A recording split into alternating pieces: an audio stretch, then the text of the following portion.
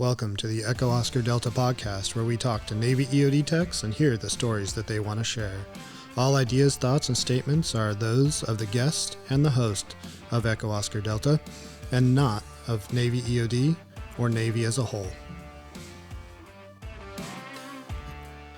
All right, today we have Chris Rueger, did 26 years in the Navy, 23 of that as EOD, so there'll be a fun little tidbit of his first 3 years. Just found out, it's pretty exciting. Yes, good times. Retired as a senior chief, did 8 deployments, and then after having a good time in the Navy, went over and decided to continue doing some other fun stuff, being a cop down in Florida. Yes. So I appreciate you coming on. Oh, it's great to be here, and I so appreciate the work that you're doing in this project and your ability to reach out and get people to talk, which is tough with EOD guys and gals.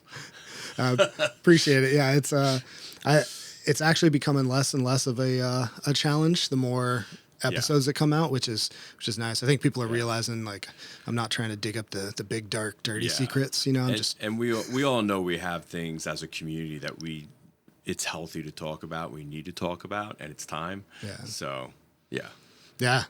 It's just nobody wants to be the first one. Yeah, exactly. Right. Exactly. It took me a while to start this, and because I didn't want to be the first one. Yeah. You know, unless you're at the range, in which case everybody wants to be first. Exactly. Online. Yep. So we kind of alluded to it. You did a little something before EOD, a two-parter. What did you do when you first came in, and then how did you find EOD during that? So I came in 1987. At that time in my life, I fashioned myself a chef. Wanted to go to culinary school and didn't have the money for it, so that's why I came in the Navy. And at MSA school, I was the second highest graduate in the class, so I got choice of orders. Nice. And the guy in front of me, for some reason, wanted to go to Chicago, so I picked Hawaii. Okay. And the caveat was those orders were for submarine duty. So I said, all right, let's have some fun. So I reported to the USS Queenfish out of Pearl Harbor, Hawaii, and did my first 3 years as a MS on the USS Queenfish. Nice.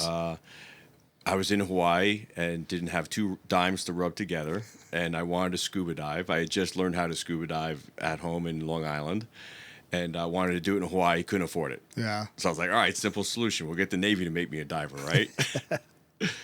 So immediately upon checking on board the USS Queenfish, in my introduction with the XO, I said, XO, I want to go to dive school. You can imagine how that went over. I don't care what you want. The XO, God bless him, was a man of his word, and I would not stop talking about it. So he said, listen, you qualify submarines in 6 months. I'll send you to dive school. Nice. I didn't sleep for 6 months. I accomplished the task. I knocked on his door, and I said, XO. He says, I know.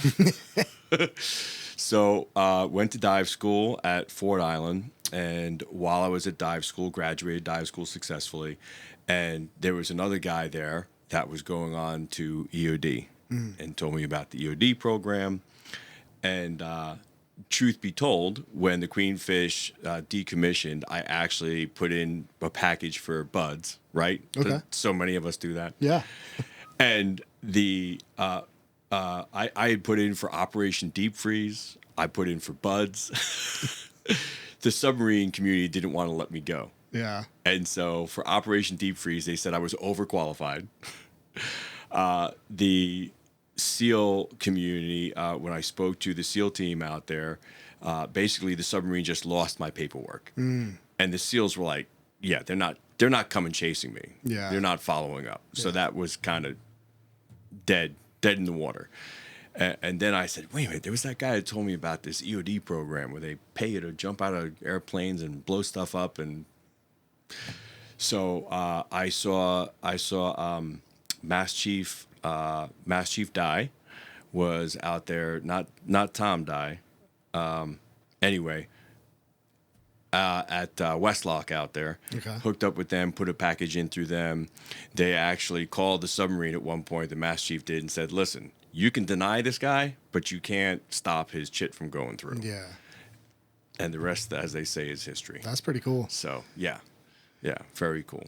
That's it's funny because I was in a little bit of a similar situation. I went to Bud's initially too, quit during Hell Week, and then I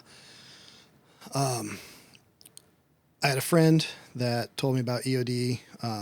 Was like, hey, come over and get beat every day with us. And I was like, okay. Yeah, that's fun. And then my package initially got denied, but it took them a month to tell us. So that gave me an extra month of showing that I wasn't a total turd. Right. And then I had a mass chief and a few other people basically come over and speak up, and were able to open it up enough that I got through.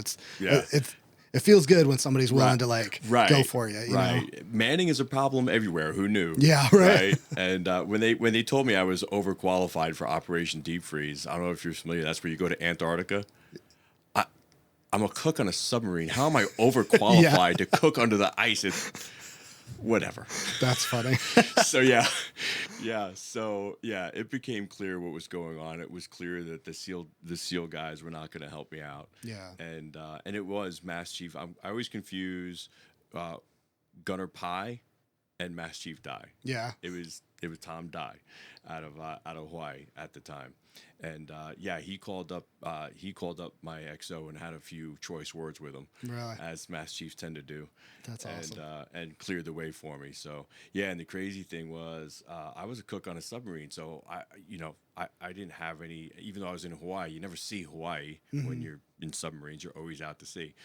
So I'm like running in place between the main engines in the engine room, preparing for dive school, and doing the most insane stuff to prepare. Yeah. But yeah, I wanted it. And I knew that I totally enjoyed my submarine career, as short as it was. It was great. It was fantastic, but I was clearly done. Yeah. And I was like, if I fell out of EOD school, I'm coming right back here. Yeah. So that's a lot of motivation. I was pretty highly motivated. Yes. Nice. Yes. How was the EOD school process for you? It was good. I mean, it was long. So of course, back in the days of Indian Head, was it Charles County crab? Yeah. But yeah, it was long and arduous, but I really enjoyed it, and nice. My class was awesome. I loved the guys I was with. I actually got married. We graduated phase 2 at Eglin. Yeah. On Friday. I got married at the base chapel on Saturday. Nice. And Sunday I drove to Maryland. That's awesome. And the majority of my class was at my wedding. And you can imagine what the night before the wedding was like. Yeah. My wife still talks about it. It's things of legend in my home. Yeah. And but it was tough. Yeah. It was tough. I was never a great student in high school. I graduated probably with 2 points to spare. Yeah. I mean, I was smart enough to get into submarines, but academically I was not strong, and so it was a tough school for me. Yeah. But I was very, very dedicated. Nice. And so that's good. Then where was your first mobile unit? Mobile Unit 2. Okay. Yep. And then let's see. So what, that puts you 92-ish? 90. I think January of 92. Nice. Yes. So how was, well, when you got to your mobile unit, there's probably, you may or may not have known or heard about anything, but if you had, was it what you expected? Was it different, better, worse? I had no idea. I didn't do any time as a 31. I wasn't around the community. It was all completely new and fresh to me. Yeah. So I showed up as a blank slate, ready to go, and it was a little bit overwhelming. Yeah. My first team was Dead 18, and it was Gunner Pye. Yeah. And Mike. Oh my gosh, I can't remember. Dennis, all these first names. But it was a team that had just come back from the sandbox. Okay. And they were all war heroes, right? Yeah. They were actually recovering mines. And I mean, their poop don't stink. They can't do any wrong, right? And here comes me and Ed Ford, who's a 31 and like fresh out the box, and it's like just stand in the corner, shut up, open your eyes and your ears, say nothing, and pay attention. Right? Nice. I mean, coming from the submarine community, and as a kid that grew up in Long Island, New York, I believe it or not, didn't have any experience with boats, never shot a gun. Wow. When I went through boot camp, I was one of the company leaders. Forget what my position was. Wasn't master, whatever it was. But I didn't go to all the day trainings that the rest of the class did at times. I was back in the barracks managing people and that kind of stuff. Oh, really? So I never shot a pistol, never qualified. Interesting. I mean, I showed up at EOD seriously a blank slate. Yeah. And so as you can imagine, it was a pretty intimidating experience. But I was not to be deterred. Yeah. And pushed through, man, and I loved it. So a lot of times you hear that guys who have lots of, gun experience are actually harder to teach because they've got so many things ingrained wrong. Yes. How'd that go for you? Was it pretty quick to learn, or? Well, I took the advice from my team and kept my eyes and ears open, my mouth shut. Nice. And I did exactly what I was told to the best of my ability. And so it worked out pretty well for me. Nice. Yeah, I'm still a fairly good shot. Yeah. I just spent 8 years as a cop, and I was on SRT and all that good stuff. So there's always room for improvement, though. Absolutely. Always room for improvement. But yes, that was a steep learning curve. As you're learning how to be a basic tech, you're learning how to operate boats, you're learning how to operate guns, and all of these things. And at that time, I think I was a senior E5, and so I came in. And the rest of the debt was that was the debt, but they were all not scheduled to redeploy. And so that kind of put me in the LPO position. Mm. And so not only are you a, fresh out the box guy, but you're quickly, I don't think I was immediately an LPO, but I was made clear I was being groomed for that and being positioned for that. And that was the goal. Gotcha. And so, for most of us, we take great pride in who we are and what we do, and yeah. I'm learning now that I read a book recently by a gentleman who's a psychologist for the VA, and it's a book called The Warrior Dilemma. Okay. And he talks about transitioning out of the military. And so he talks about all the things that the military does to condition you to be a warrior. And not in a bad way, just the factual, how does one turn somebody into a legit warrior? Mm-hmm. And one of them is operating through shame. Yeah. When you don't perform, right? In a lot of places you don't perform, you get an opportunity to correct and you get patted on the back, and not in the EOD world. Yeah. If you don't perform, you're out. Yeah. I mean, it's pretty much that simple. It's shame. And it sounds awful to say it that way, but that's what it is. Yeah. And so when you step into the community and you realize that if I don't perform and I don't perform well, it's going to be shame. Yeah. Now do that for 26 years. Yeah. See how you come out the other side. It's funny you mention that because, even where I'm at right now, it 100% is. I remember every rank, every job, I was like, okay, at the next one, that's where it'll be. Then you get there and you're like, nope, still okay. Right. The next one, right. Here's your PQS. Here's your expectations. This is what you have to meet. These are the standards, and if you don't, you're out. Exactly. Welcome aboard. Yeah. Thank you. Thank you. Yeah. So at your first mobile unit, married, when did you have your first kid? Did you have a little while in EOD before? Oh, no. Okay. Oh, no. Because the reason why I ask is one of the things that I feel like benefited me, quote unquote, is the fact that I I wasn't married. I didn't have kids. So like all of my free time was my free time. So I could just if I'd stay at work until 10 Right. o'clock, nobody was like, Right. get home, Right. How was that? And I'm so glad that you bring that up, because that's a real factor that people you don't think about. Right. And I did not have a whole lot of direct influence from my father when I was coming up. And so the whole marriage, how do you find a woman? How do you get married? How do you handle this? How do you plan? Do you plan? None of that. Yeah. Right. So I'm flying by the seat of my pants as usual.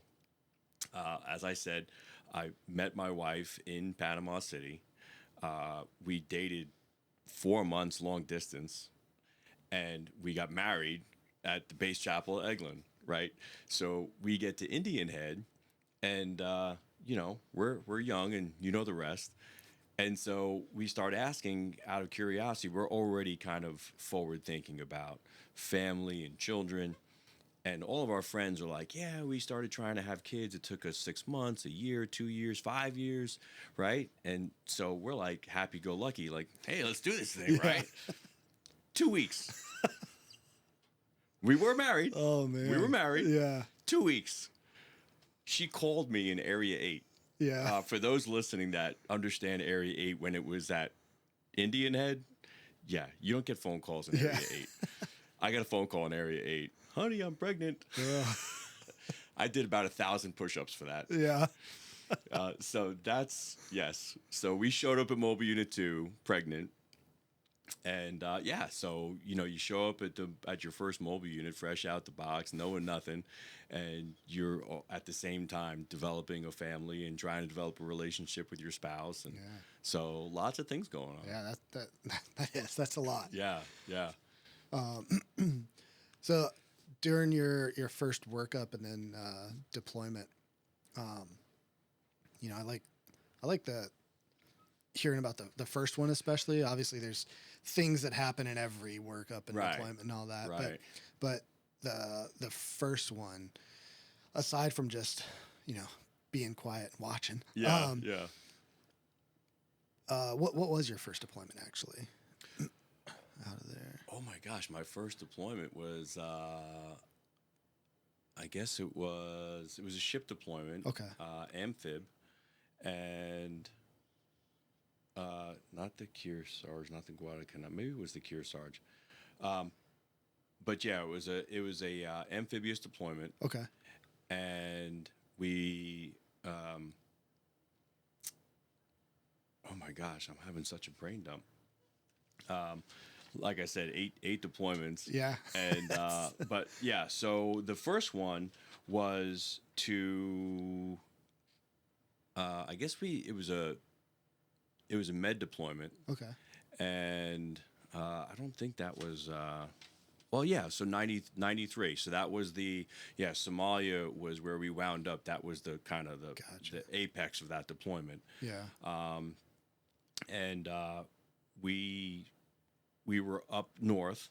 We were actually on Liberty in Romania, and we got the word that something was happening in Mogadishu in Somalia. And of course, this is the Blackhawk Down incident. And so very quickly they recall everybody back to the ship. We come back and we head from Romania down to Mogadishu. Yeah. And on the way, we're getting very intermittent information and getting briefed. And we're with the Marines. And of course, the Marines are heavy, right? And they've got their own EOD team. And we're like, yeah, okay, so we're sitting on the ship, right? And the Marine commander at the time was kind of maniacal about his guys, especially his EOD guys. And it's like, and for whatever reason, they weren't sending the Marines ashore. And he's like, my EOD techs are staying with me. And so the Marines are sitting on the ship, and they send us in. And so that was my first combat experience as an EOD tech, as an LPO, in every capacity. Yeah. And thankfully, we weren't hearing as much information as we know today about the whole Black Hawk Down incident. We were getting bits and pieces because I think I'd have been even more terrified if I knew all of what was going on. And so from our perspective, we're just like, hey, this is an amazing opportunity. We expected the Marines to go in, but here we are. They load us up on a 46 and fly us in. And funny story, they load us up on the 46. We lift off the deck. We get over the water, and as soon as you get over the water, the door gunner tests the 50 cal, right? Lights off a couple of rounds into the water to make sure he's good. Well, I'm sitting in the jump seat right next to the 50 cal, and he doesn't have the catch bag on the 50 cal. I see where this is going. So you see where this is going, right? So he lets off the first round, and I'm watching the shell casing like it's slow motion. I'm watching it go up in the air, come down right into my T-shirt, and of course the audience can't see this, but I'm like a bear. Yeah. And so my chest hair is like smoking. And I'm smacking myself on the chest. People don't know if I've been shot or on fire and I'm like, this is great. This is great. This is going to be good. That's awesome. Not so much for you, but not so much for me, but yeah. That's funny. The workup during that one with what you did on deployment, do you feel like it prepared you for it, or how was? To an extent. Yeah. I think if it's your first time going into combat, there's nothing that can truly prepare you. Yeah. Yes, muscle memory, communication, operate your weapon, shoot, move, maneuver. Yes, these are things we train, and hopefully they're trained well and they become muscle memory. And when you get into combat, you rise to the level of your training. Mm-hmm. But honestly, anyone that's ever been in combat, their first time, there's nothing that can truly prepare you for the pace of it, the visions, the smells, the speed. It's like going from high school football to NFL football. Yeah. It's like it's the same, but it's moving a whole lot faster, right? And so it was a really real growth experience as a young man, as a leader, as an EOD tech, and all the way there, we were studying all the ordnance for the area, and we actually didn't get out a whole lot. We did, but not a whole lot. Yeah. But still, just being on the base, going the convoy from the airport. We were at the what they call it, the college or university base. Yep. So from the airport to the university base, you're out in town. And back then, we were not rolling around in armored up Humvees, right? Wearing canvas tops, and if I remember correctly, I think at some point someone offered us like flak jackets. We're like, no, we're good, thanks. I was, I mean, what do they say? Hindsight's always 20/20. Right. Yeah, it's like, but I mean, flak jackets are not going to stop bullets. Yeah. We're like, and we're going to die of heat exhaustion. So, that's actually. I didn't even think about that. Yeah, right. It's a little toasty there. Yeah. And so, all of these things that you just, at that time. And one of the ironies of that is later on in my career, I did a deployment in Stuttgart and with Army SF, supporting Army SF. Mm-hmm. And while we were there, Rick Lamb, who was actually involved in Blackhawk Down, was the sergeant major. Oh, really? Out there. And one of the training ops that we did when I was working with Army SF was all of the lessons learned from the Blackhawk Down Mogadishu incident. That's cool. And so that was an interesting thing because I was there when it happened, and then probably 10 years later, you're training the lessons that you learned there. Yeah. Right? And you get to see the progression of where tactics have come to what we've learned, the hard lessons we've learned, right? And the hard lessons are something that really, really sticks with you. Yeah. No, that makes sense. And it's interesting because while the scenarios and sometimes the equipment may change, but a lot of times the lessons applied in a similar fashion are still true. Right. Some things don't change. Yeah. Yeah. No, that's pretty cool. When you came back from that, you stay at the mobile unit, or did you? I did. I stayed at the mobile unit, and then I think I'm just coming back to me now. I think the Shreveport might have been the ship we did the first deployment on. Oh, okay. And then after that was the Kearsarge. So yeah, we came back. So that would have been 93, 94 time frame. I went to jump school. No longer a dirty, rotten, stinking leg. That's funny because I keep forgetting that it wasn't the same pipeline that we have now. That Right. you had to like find a slot essentially to go. Right. Yeah, back then you show up and it's like, okay, here's your dates. You're going to this school. You're going to this school. You're going to this school. And funny side story about that. So my brother shows up at SDV2 at the same time I show up at Mobile Unit 2. Yeah. And we're both newbies, and so we're focused on getting assimilated, not really talking to each other. We both live in Virginia Beach, not so far from each other. What we don't know is both of our units have signed us up for SEER school, the same class. Oh, really? Yeah. That's awesome. And so I think we talk on the phone, and we're like, yeah, I'm flying away for training. All right, dude, I'll see you in a couple of weeks, whatever. We both show up on the quarterdeck of SEER school, and we're like, oh, dude, this is going to be bad. That's hilarious. Yeah. And so we actually went through SEER school together. Nice. And when we got debriefed by the instructors, they said we've had lots of brothers come through SEER school, but none in the same class. Yeah. Yeah. And so, yeah, they had a lot of fun with that. And us, not so much. Yeah. I just thinking back to SEER, I can imagine all the ways that they played that against you. Yes. We We both thought we'd be slick and not put our Virginia Beach address as our home address. Yeah. So both of us put our mother's address in Long Island. We're like, thanks for the help. Oh, that's great. That's great. Then let's see. So what was next for you? So after that was another ship deployment. And I don't think that one was actually I was intended for. Again, horrible with names. A team was out. Their LPO, a guy named Tim, busted up his elbow, I think fast roping or something like that. And in typical fashion, hey, Reudiger, you're the last man standing. Yeah. Guess what?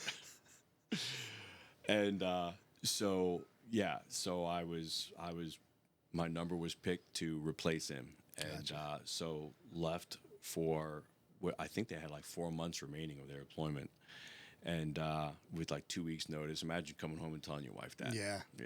And we had 2 kids at that point. Yeah, not going so well for Rudy. Yeah. That's, And the only thing you can say is it's not my choice. I didn't volunteer. That's right. That's right. On that one, I can honestly say that. Yeah. She's going to listen to this, but she already knows they Yeah. weren't always forced. But you always said they were I at the time. probably always said they were, but yeah. But anyway, so I did like planes, trains, and automobiles to catch up to the ship. I had to fly over to Italy and catch a helicopter and then a train and a small plane, and finally at some point made it out to the ship and finished that deployment. And it was another med deployment. Lots of great ports of call. The only major thing that really happened was, interestingly, not many people will probably remember, there was a pilot, Scott O'Grady, that was shot down in Kosovo. Yeah. And they actually made a movie about it. Yep. Well, when I was flying into the ship, he was flying off the ship. We passed really? each other in the air. Wow. Yeah, approaching the ship. And he had been rescued by the Marine Force, and that was the Kearsarge. Okay. That was the maiden voyage of the Kearsarge. And so they rescued Scott O'Grady, and he was coming on board just as I was arriving. So lots of fanfare with that, and Yeah. looked like a scene from Top Gun. Ooh, Yeah. we rescued him. I mean, it was a very interesting operation, and of course Hollywood did their movie, and but it was still a very, very intricate operation, very dangerous, very successful. And so that was a great thing to be a part of. And coming on the ship, you can imagine the the atmosphere on the ship was very excited. But other than that, honestly, it was a med cruise with a lot of great ports. So yeah. Not the worst thing in the world. Not the worst thing in the world. And I think going back to the first deployment in Guadalcanal, there was something very interesting that happened that I'm going to put it out here because I've never been able to find it in the news anywhere. Really? Yeah. So the Guadalcanal is called into port in Gaeta, Italy. The admiral in Gaeta wants to do his change of command on the deck of the Guadalcanal. Anyone that's ever been to Gaeta and knows what the Guadalcanal is, and was it a LHD? It's the largest amphib. Right. Looks like an aircraft carrier. Yeah. Anyone that knows those two things, that port and that ship, they don't belong together. And so basically, the admiral insisted that the captain bring the ship in so he could do his change of command there, and the captain, quite frankly, didn't have the gonads to say no. Yeah. And so he tried. Uh-oh. And he's coming in, and there's a wicked wind coming across the pier, and it pushes the ship away from the pier, and the lines snap, and he throws the engines in reverse and tries to back out, and digs himself a hole and puts his ship in it. No. Well, guess who's the only divers for like hundreds of miles? The EOD guys. The EOD guys. We actually spent 2 days literally digging out the USS Guadalcanal. Jeez. Yeah. And you'll never read about it in a paper anywhere. Of course, the skipper got fired. Yeah. You know, Admiral had his change of command anyway, not on the Guadalcanal. But that was one of the very interesting things. And that was my first deployment. Yeah. As LPO. That's crazy. Man. Yeah. That's funny that I feel like nowadays they would not say anything about how EOD got it out, but they would 100% say what happened nowadays. Oh yeah. Yeah. That's funny. Yes. And so these are some of the more benign things of being an EOD tech in the force. And these days our op tempo is, there's just, I don't know, are we even doing ship deployments anymore? I don't. Yeah, when I retired, they were just aircraft carrier deployments, a few, I guess. Yeah, that's what we have now. It's the CSG still. So, but yeah, that really afforded an opportunity for to have just some fun. Yeah, have a good time. We were doing training. We were with the Marines. We had a SEAL team on board, or a platoon on board, and so we got to do training with them. We did some. We went to France, and I think it was like October or November or something like that, and they were doing hydro recon. Okay. In France. Yeah. In October. Interesting. Yeah. Right. And anyone that knows anything about a hydro recon, the very worst position is like the first couple of positions on the chain. Yeah. Because you're not in the water, you're not out of the water, right? And you're just, if the wind's whipping, it just stinks. Yeah. It sucks. And so they're like, hey, do you guys want to come? And of course, we just want to get off the ship. So we're like, yeah. Guess which position you got? Guess what position you got? Yeah. Nice. So lots of things like that give you an opportunity to be a part of the fleet. Yeah. And experience that, see how things operate, have time for training, have time for some fun. Whereas nowadays, most deployments are it's all business. Yeah. At least that's my impression when I left. It's been, 9 years? Yeah. So, yeah. When you were on the ship, were you part of ship's company or separate from ship's company? I guess we were for the deployment. We were technically, yes, we were ship's company. Okay. Yeah. Interesting. Yeah. You came under the command of the ship with the mobile unit as your admin. Okay. Yeah. Gotcha. Mm-hmm. Then let's see. So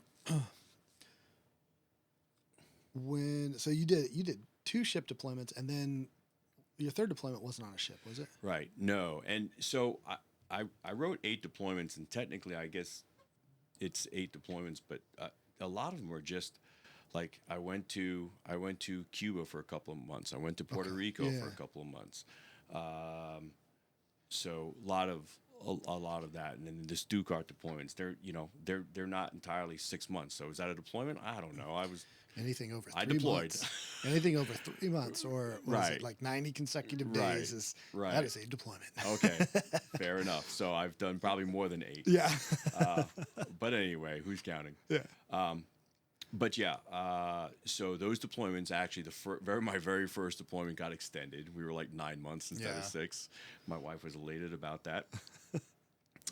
Next one was around 6, and then so the 2 ship deployments, and then I think after that is one of the times that I went to Gitmo. Went to jump school, yeah, and then like I said, there was a couple months in Gitmo, so. The Haitian thing was going on, and the horror of that is they had a beautiful golf course at Gitmo, Yeah. and they turned it into a holding area for Haitians. But yeah, so I did a couple months out at Gitmo, which was again another amazing experience outside the typical EOD deployment. I don't know how many detachments we have left in great places like that. Like, I think Bermuda was still going when I first came into EOD, and it was like, I want to go to Bermuda. Yeah. Yeah. I've heard there were some pretty awesome spots. Yeah. That's what kind of stuff were you doing out in Gitmo? Well, Gitmo was amazing because if you know anything about the structure of Gitmo, it's an island, and you go 100 feet off the island, and you're in 150 foot of water. Yeah. And it's untouched for the most part, and it's just beautiful. Nice. But of course, you also had the minefields in Gitmo, and then you had the backwater bay between the base and Guantanamo proper. Okay. Which no one is allowed into, and it was secured by the Marines, and of course they get the. There's always a movie, right? Yeah. What was it? The famous movie about the guys out in Gitmo, right? You need me on that wall. You want me on that wall. So it was interesting to get an opportunity to be out there for a couple of months, and the beauty of Gitmo was all in one day. You could wake up in the morning, dive in the morning, catch yourself some fish, spear gun some fish. You could come back, put your fish in the cooler, put your gear up. You could go out in the minefields, maintain the minefields, right? The Marines would pull old mines out, or if they couldn't pull them out, if they couldn't disarm them, we'd go in there and do that. Okay. And then, of course, once a month, you detonate whatever you had. So you had potential to dive in the morning, catch a bunch of fish, go out into the minefields, maintain the minefields. Well, on the edge of the minefields were wood line. And if a deer comes out in the wood line while you're working in the minefield, guess what? You're shooting a deer. Yeah. Yeah, you don't want that thing coming in the minefield Yeah, with you. Right. And so in a single day, you could, in fact, when I was there, this actually happened. They're like, all right, boys, it's Friday. Go out in the morning, catch a whole bunch of fish. In fact, that Friday morning, we went into the back bay. And at that time, there were some old piers, and the base wanted to get rid of the pylons and stuff were sticking out of the water. And I guess they were kind of an eyesore, and I don't know, whatever. They want to get rid of them. Yeah. So we're like, hey, we have a plan. Yeah. And nobody's allowed in the back bay, right? It's untouched. So no one goes out there. So we go out there and we place some charges on these pylons, and we just come back in and just scoop up the fish. That's awesome. I mean, red snappers, like huge. I got pictures with them. Nice. So we went out in the morning, did that, filled up the cooler with fish, went out in the afternoon, did minefield maintenance, shot a deer, came back, down-dressed the deer. Friday night, fresh fish, venison, That's and legit. watching the sunset from Cuba. I mean, That's pretty cool. yeah. True. Yeah. And of course, you got Mark 16 diving out there, and oh gosh, it was amazing. Yeah. It was amazing. That'd be true surf and turf. Yes. Yes. And they had Marines out there, so every now and again you could do air ops, you could do your fast roping, jumping. They didn't jump while I was there, but I know they did it sometimes. So you had opportunities for everything, and it was island living, and it was great. That's pretty cool. It was fantastic. You also mentioned Puerto Rico. You're able to go out to Puerto Rico and work out there. Yeah. What were you doing out there, and how was that? Well, they were in the process. They were beginning the process of course, it was a years long process of turning over Vieques back to Puerto Rico, and they had to clear the range. There was a range used there during World War II, and they dropped tons of ordnance there, and so we would go out in batches. Of course, there was a det there. And that was kind of maintaining the range was their job. And in between, they would, whenever rains would come and wash something out, they would find something start coming up to the surface, or the surface was washed away, and they would go and pull that out. When they had a large enough pile, they'd detonate it. And so every now and again, every couple of months, they'd send a crew out there from the mobile units or whatever, whoever was stragglers, because it was kind of labor intensive. And you go out there and you dig up ordnance and you pile it up and make it go bang. That's awesome. Again, you're in the islands, right? Yeah. I mean, it just so many. That's one of the things that I really look back on with real nostalgia that I think today is lost in I shouldn't say lost, but the op tempo is different. Yeah. The requirement is different. The need is different. Yeah. Which is a good thing for us, but at the same time, so but yeah, being out there with the guys, and then going out in Puerto Rico, and it was Vegas Island. You couldn't just wander into Puerto Rico and have a good old time, but you did get out a little bit. And it was a fantastic opportunity. Not to mention all of these things I'm talking about. Opportunities to expand your skills as an EOD tech. Where again, right now, I don't know what it's like now, but when I retired, we were really. I know there was a push to get back to like, hey, we need to learn how to dive again. And limpet mines, you remember those, right? And even today, I'm sure underwater. MCM is something that's not utilized every day, but the moment that you let that skill die on the vine, right? Yeah. When 9/11 hit, when I was sorry. No, you're jumping good. ahead. No, go for it, man. So when I was in Italy in Mobile Unit 8, 9/11 happened. Yeah. Dude, the entire Mobile Unit had like 4 limpet kits. Really?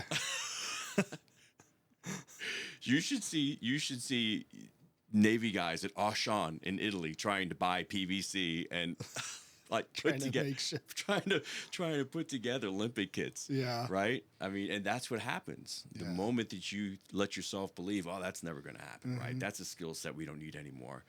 That's when that's when it happens. Right. And as you know, you don't just snap your fingers and bring that back. Yeah. Not to the proficiency needed to execute it right in combat. Yeah, I think there's a couple pieces, and sometimes we miss one of them. And we go through an event, whether it's doing a bunch of mines or doing IEDs for 20 years straight. Yeah. Either way, whatever it is, you go through an event and then you learn our tactics, techniques, and procedures for that, right? And we learn those sometimes in blood, all too often, and then we get really good at that. And even for the pieces that don't change, so there's some procedures that say basically the same for the type of ordnance that you're going after. Sometimes what's lost in that is, what is it actually like doing this for real? Because you can train to it and you can have all the pieces right there. But then, I think as time goes on, right, we have a few in the community that have still dove on mines and they're community adjacent, we could say, close enough that we can bring them in and talk to them, right? And get, okay, our procedures are pretty good. Right. we train to those, we can Right. get pretty good, but what is it actually like to do this, that, or the other, Yes. right? Yes. The IED thing, Right. we got pretty good at that. Yes. We- Yes. I would arguably say the go-to EOD force for Right. that. Right. But as it winds down and as we start, having people that retire that did this, Right. then it'll become, okay, the procedures are there. Right. And as long as we train to them, Right. awesome. Right. But then there's still, okay, what's it actually like? Right. And How do you recreate that environment Right. where the conditions are the worst? Conditions that you would not train in, but now you don't have that choice. Right. You're in combat and Yep. it's necessary and you're doing it. Yeah. Right? The current is stronger for the dive than you would ever do in training. Right. But guess what? We're doing it today. Yeah. Right? Yeah. Yeah. How do you recreate that feeling of reality? I mean, Right. back in Indian Head, I remember very clearly. Gator Franklin was the instructor, Master Chief Franklin. I don't know how many people remember him. I actually lived near him down in Florida. It was awesome. Oh, really? Yes. Nice. He was my test out instructor out of Area 8. And I was working the Russian fish with the little The strings or the wires that come out. the feelers that come out. Mm-hmm. And I knew that I performed it perfectly. Yeah. And I wasn't always that confident, but I knew. I was like, I did that one perfectly. And I'm walking back down to it, and then the charge goes off. Right? They use like a quarter block of TNT or whatever in water. Yeah. And I'm like, no way. I mean, I practically started crying. Right? And I look around, and Gator's like laughing his buns off. I'm like, really? Really? I mentioned I was a cook. Yeah. He wanted me to test out first so I could do the barbecue. That's great. But I wasn't getting out scot-free. Yeah. So, but yeah, how do you really rebuild that intensity into Yeah. training? And that's a difficult thing these days. It is. It is. As training time is cut short, resources are cut short, and regulations are pushed down your throat that didn't exist before. Yeah. Right? How do you bring a warrior to that level of awareness and efficiency? Yeah. It's tough. Yeah, it is. Yep. You mentioned Mobile Unit 8, stateside versus overseas. Your opinion. Oh gosh, overseas, absolutely. Send me back. That was an interesting thing because my wife is originally from Georgia, and the furthest she'd ever been was Florida. Oh, really? And I gave you a brief synopsis of, so here I am from New York. I meet this Georgia girl, and her father, who's a truck driver, is like, oh, great. You met Popeye the Sailor Man. You're going to get married. Now you're going to go run off around the world. No, Dad, we're not going anywhere. 2 years later, I'm in Italy. Oops. And so she, as the dutiful wife, she was all about it, but she'd never been outside the States. We have 2 little kids. And, she knows as soon as we show up there, I'm going to be gone. Yeah. Right. And so we go there, and it's thrilling. It's exciting. We get there. I don't think she said 4 words to me for 60 days. Good morning and good night. Yeah. That was it. So, here I am showing up at Mobile Unit 8, excited as heck, and she's just like, her world's turned upside down. But by the end of 3 years, she's like, can we stay? Really? Like, baby, this would have been news I could have used like a year ago. Yeah, exactly. But yeah, by the time we left, but it ended, our tour there ended with 9/11. And so when we left, we were ready to go. Yeah. But under other circumstances, I think we gladly would have stayed. It turned out to be a great thing for our family.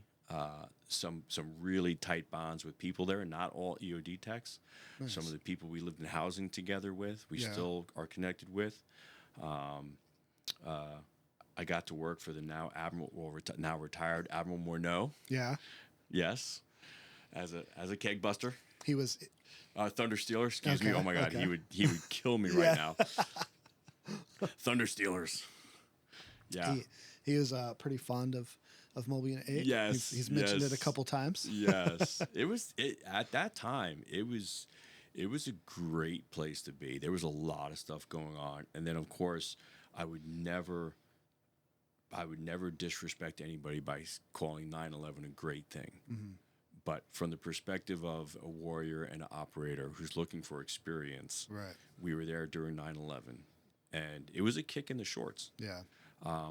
I was a couple of months away from redeploying back home, and we were in Turkey playing volleyball on their sand court in Turkey with the Turkish EOD techs when it happened. Really? And from that day until we redeployed back to the States, I didn't have a day off. Really? Not one. Just getting everybody ready and you getting ready? Just getting it. I actually got redeployed back to Crete with a reserve EOD team. Wow. Yeah. It was just, it was all hands on deck 24/7. We left in, I guess, April 2001. Yeah. And so February, March, April, until we left, it was 24/7 every day. Wow. Yeah. Yep. That's crazy. Yep. But that's again the whole. We were diving every ship in the fleet. The whole limpet skills. Yeah. Right. All of those things got tested. The force got tested. The equipment got tested. And we realized how good we were. Yeah. Where we were lacking, and the fortitude of our force. And it was incredible. It was an incredible thing. But oh my gosh, so many things out of Italy. Again, a quick family story. So when you arrive overseas, they want you to go through INDOC. You are technically part of the base, and you have to go through the base INDOC, right? Because you're overseas, and they want your family acclimated and everything, all the legal stuff done, right? So you show up there, and the base is like, okay, listen, we have your guy for 2 weeks. You're not touching him. You don't know him. He doesn't exist to you. He's not yours. He's ours for 2 weeks. Yeah. After that, you do what you want. So we're sitting in INDOC, and it's like 3 days in, and I see somebody from my command knock on the door, and I'm like, oh no! Not only is this going to piss the base off, my wife is looking at me, glaring at me like, oh no, you don't. And so as we're sitting there, a plane returning to Aviano Air Base, Air Force jet, was returning from Kosovo, and he was carrying his ordnance back, which was oh my gosh, I have lost all of my tech, man. Bomblets. Okay. Yep. And he's going bingo on fuel. And so he has two choices. Ditch the plane or drop the ordnance. Yeah. So he's flying over the most popular lake, tourist lake in Italy. Yeah. The most. Largo di Garda, Lake Garda. And he pickles his ordnance into Lake Garda. I'm sure they were pumped. Oh, this was awesome. So it gets better because the pilot says I dropped it here. The Italian air guys say he dropped it here. The American air guys, air traffic controllers, say he dropped it here. So, and it's lake, right? When was the last time you saw a lake that's 600 feet deep? Yeah. So they're like, okay, you're taking these guys, you're going to Lake Garda, and you're searching everything up to 200 feet. We're like, what? And I happen to have Mark 16 experience from when I was at Moby Unit 2. And again, boom, right into an LPO position, and kiss my wife on the cheek and bye. Take good notes. Take good notes. Yeah. And so she actually wound up coming out there to Lake Garda and visiting us, and or did she? I don't know. Somebody's family did. Maybe I shouldn't say that. But yeah, we spent a month out there. Okay. We spent a whole month out there, and we were put up in what is an Italian 5-star hotel. Yeah. Kind of a U.S. 3-star. But it was very nice. It was a resort area. It was beautiful weather. One of the few times you get to dive in EOD and it's beautiful weather. Yeah, but right. you are diving up to 200 feet, so you're oh, by the way, you're searching for bomblets that have left the casing, presumably, because it hits the water, right? And it breaks. And so they're what? Presumed armed. Yeah. Right? So you're diving in 200 feet of water with a sonar in one hand, your tagline in the other, and you can't see crap. Right? And I mean, it makes for a great story, but at the time, it's like, this is not cool. Yeah, it's not favorable conditions. Not favorable conditions. And, but yeah, again, great opportunity for experience, a good time to be had when you can make it when you have the right attitude about it, right? Yeah. But at the same time, challenging for the family, and one of those things that over time really builds up toxicity within a family. Yeah. And well, I'll leave that for another part. Yeah. But, yeah. We will get to that part. Okay. So you come back to the States. Were you coming back to shore duty, or did you stay on sea? Mobian 8, we came back to NAV school EOD. Nice. Yeah. How was that? Back to Eglin. That was great, right up until I got run over by a car. I've heard rumblings of this. Yes.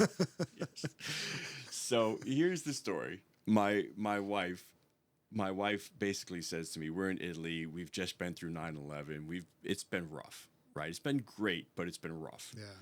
And she's like, listen, you're going to take some shore duty somewhere, or the next time you come home, you're going to find your stuff on the front lawn of Tupperware, right? So I'm like, yes, ma'am. Cool. Got it. You deserve it. Got it. Yeah. Right. And going to the schoolhouse is not a horrible thing. It's not everybody's joy, but you learn a lot and you're contributing to the community. Yeah. I'm excited. Cool. Let's do it. So, what's the closest I've come to death being an EOD tech? Riding a bicycle in Florida. Jeez. So when I graduated high school, before I came into the Navy, I was into road biking. Okay. Big thing for me. Loved it. Still love it, and didn't really get to do it while in my EOD career. And so I was like, I want to get back to that. Perfect time, right? Florida, it's beautiful. Yeah. So I pick up the bicycle, and my local church pastor and I were training for a ride from Crestview. Okay. To Tallahassee. I think it was to Tallahassee. It was a park in Tallahassee where the church would have like a weekend picnic type thing, and we were going to ride there and meet the rest of the church there. 150 miles. So we start training for that. Well, one afternoon, I go out for an afternoon warm-up ride, like 25 miles, which in the scope of 150 miles, 25, warm-up, no big deal. So I leave the house. We were getting a piano from somebody, or anyway, my wife wanted me there to move the piano. And I was like, listen, I'm going on my bike ride. As soon as I get back, we'll take care of this. So I go out, and they say most accidents happen less than a mile from home. I'm like less than a mile from home in Crestview. And my wife's about the time she's expecting me home, and she hears all these like sirens and all this stuff. She's like, what the heck is going on? So little old lady going to bingo, literally. Oh, no. Literally. She is driving in the dedicated center turn lane. And I can explain this really well now, having been a cop. Yeah. She's driving in the dedicated turn lane. I'm going with traffic the way I'm supposed to be. And so she comes out of one parking lot, driving in the dedicated turn lane and going into the church. She dropped her kids off, her grandkids at church, and she was going to bingo. So she's driving in the turn lane. So she makes her turn, doesn't see me, and plows right through me. Throws me about 50 feet. Jeez. Compound tib fib. Dislocated shoulder, broken fingers. And I'm like, really? This is it. this is how it ends. Yeah, right. And so I actually spent 9 months in a wheelchair. I had an external fixator for, I don't know, 6 weeks or something like that, and then cast for several months after that. The doc came to visit me at home and was like, "Hey, what are you thinking about doing after the Navy?" I'm like, "Whoa, what?" They're talking about retiring me, whether or not I could come back from this injury, and so it was a huge. So here we are, right? And my wife, unbeknownst to me, had been praying, "God, please bring him home. I want to spend time with him." So now every time we start praying, it's like, "Babe, could we be a little more specific in our prayers, please?" Okay. Because after 4 months of caring for me day and night, 24/7, she's like, "I've had enough. Yeah. You can take him back now." Yeah. Right? He's yours. You can have him back. But yeah, so what a crazy thing that is. So when I showed up at the school, I think I was teaching ground ordnance. And then when I came back from that, when I began to come back from the injury, I was still in the cast, still in a wheelchair, so I couldn't, operate as an instructor. So they made me the student manager. Mark, oh my gosh, he would kill me. Mass Chief, he went out to the West Coast. Mark, oh my gosh. Anyway, he was the student manager, and I started working under him as the assistant to the student manager in the wheelchair and everything. And after showing proficiency at that, I saw the look in his eye, and he's like, "I'm transferring. Here's your new student manager." I'm like, "Oh, really?" Got you good. Got me good.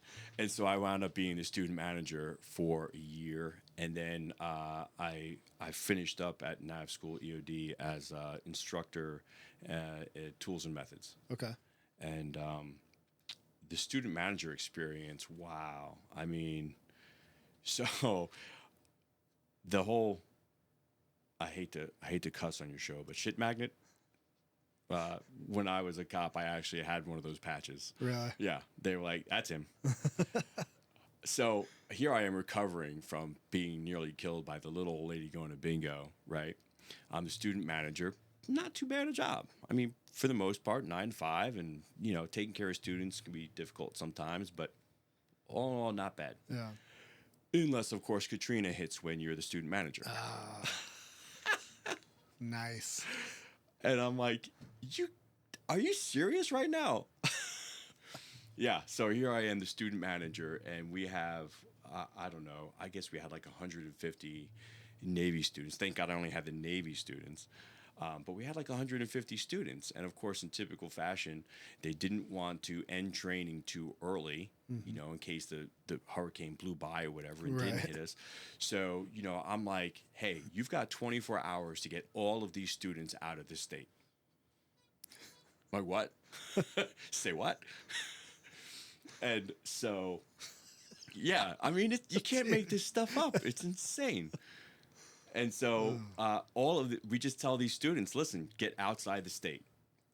Go north and go west, far enough that, if you go north, make sure you go northwest." Yeah. Right? I mean, literally, that's what we told them. Either that or go down south in Florida and come back when we tell you. And so I've got to get all of the class leaders and be like, "Listen, do you have a phone number for everybody?" Yeah. And, this one wants to go with his wife and this one wants to go here. I won't share any names, but there was one student that decided to stay with his girlfriend while he left his pregnant wife to fend for herself. Oh, no. I mean, insanity. Yeah. And yeah, so I was a student manager, and once I got all my phone tree done, my family went down to Orlando. We actually had a timeshare down there in Orlando at the time, and we spent the time down there, and it was great. And then we came back, and now is the hard part. Yeah. Now you got to corral everybody back, right?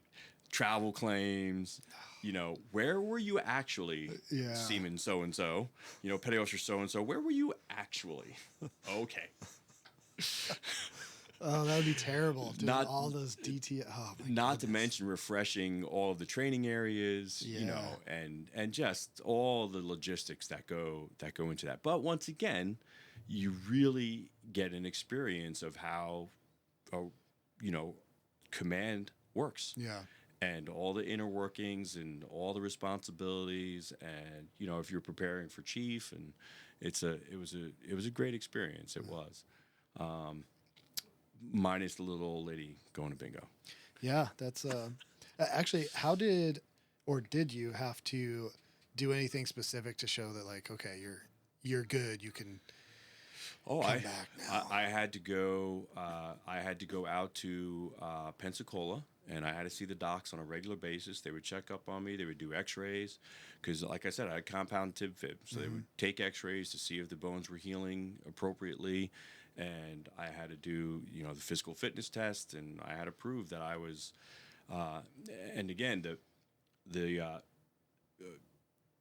I always. God has been a constant in my life. Yeah. God's been a constant in my life. I'll say it again. Yeah. So I'm recovering so we get to the hospital. I get life flighted. The accident happens. I get life flighted to Pensacola. I'm in a civilian hospital, not a military hospital. It's the trauma center in Pensacola. Just so happens that the surgeon on duty, what do you call those guys? The orthopedic surgeon on duty, happens to be a retired Navy guy. Nice. And he's familiar with the Navy, he's familiar with the EOD, and he says to my wife, I'm like out of it, doped up on, and he says, listen, after speaking to my wife, he says, listen, we're going to try something different with your husband, because I think he's up to this. We're not going to leave any hardware in his body. When we're done, hardware free, not a screw, nothing. But he's going to be in a fixator for 6 weeks, a cast for probably 4 months, and it's going to be rough. Yeah. But I think he's a candidate for that. Nice. And so that's what they did. So the morning after the surgery, he comes to see me in the room, and my wife kind of caught me up on what was going on, and I said, all right, Doc, listen, love you, first of all, thank you, right? I mean, anyone that's had hardware in their body, it may save your life or fix you, but it's not the best thing. Yeah. So anyway, I'm thankful for that. I said, look, listen, give it to me real. What's the real deal? What are my realistic expectations? And he says, well, within a year, you'll probably be walking with a pretty significant limp and a cane, but you'll be walking. I'm like, sat there and thought about it. And I said, Doc, I love you. I respect you. But that doesn't work for me. Yeah. He's like, what? My wife looks at him. Nurse is like, it's the morphine. It's the morphine. So 10 days short of a year, I did that same exact bike ride. Nice. 150 miles in 10 hours. That's awesome. I was just like when I showed up at Moby Knit 2. I was determined. I was dedicated. I'm like, I'm coming back from this. And that was it. So you said, you know, would you have to go through? I literally kicked my own butt for a year. That's awesome. When the therapist said, do this, I did 10 more. Yeah. I did it till I said, push me until I start to cry, and then just push me a little bit further. Yeah. You know what I mean? So that was, but again, that was an opportunity. I had just become a chief, and I was part of the chief's mess. And the chief's mess came to visit me in the hospital and make fun of me and taunt me. Right? But that was an experience. That was a real bonding experience with the chief experience, the chief's mess and that community and sticking together. And so, yeah, that was an experience for myself and my family and the community that we were surrounded by. Nice. So, yeah. That's good. Yeah, it wouldn't be the military if there wasn't some right. You know, right. razzing. Yes, as they yes. say. What we talked about earlier, shame. Yeah. Perform or you will be shamed. Yeah. Somehow I'm Love sure you. they turned it into it was your fault. You got Right. hit. Yes. Yes. Yes. Oh, that's But I mean, how ironic is that? Yeah. That, and so many times we're type A personalities. We're not risk averse, in our off-duty lives, right? And so how many times does a warrior succumb to something like that? And it's like there's no good way for a warrior to go, but that's just not. Yeah, that was never in Yeah. any of our plans. Right. You know? Exactly. So so we were at EOD school. I started out in ground, finished up in tools and methods, was the community manager, learned a lot. One of the things that I will say is on a serious note is that as the community manager, you get to know a lot of people. You don't get to know them really well, but you see them every day. Yeah. You see their names come across your computer. You have some familiarity with them. And then as we start to have losses in the community, names start popping up. And a couple of them, I'll just say this, a couple of them and I'm not patting myself on the back whatsoever, but I can confidently say if it wasn't for me, they wouldn't be EOD techs. Yeah. And that's something that, we all have buddies. And wouldn't change a thing. Yeah. But you do have to carry that. Yeah. And that's another aspect of it that is I definitely would be remiss if I didn't mention. Yeah. So all of these things throughout, I've seen a lot of guys get injured, in training, in operations, and so with all the experience, the joy, the laughter, the good times, there's a lot of memorializing and respect going on at the same time. And that was another great thing about being at the schoolhouse, was being able to really become familiar with the memorial. Right. The memorial wall, and pay respect to that. And I regretfully say I have not, since I left the community, I haven't been back there, even though I was in Florida. But I will be going back now. It's a poor excuse. It's an excuse. I was a cop. Yeah. I was a rookie cop trying to learn how to be a cop. And, but I missed it. I realize now, having attended the NSOF gala, how ridiculous that was for me to not do that. But I think sometimes, it's just sometimes there's a separation that happens for a little while, whether it's intended or unintended, and then events like NSOF gala or something, kind of come along and gives you kind of a renewed, I don't want to say purpose, but like a renewed, like, it's going to sound weird, but vigor to get back into the community or something like that. You don't, I think it's an old song or something like that, right? You don't know what you've got until it's gone. Yep. Right? You don't know what you're missing until you step outside of it. Yep. And I certainly stepped outside of the community for a while, and it really has drawn me back in, and I've always been proud of it, always been connected kind of remotely from the outside, but very proud to be back, very proud to see what's going on with us as a community. The EOD Warrior Foundation, NSOF, NEODA, all of these organizations, and let's be real, a lot of us old guys can't let go. Yeah.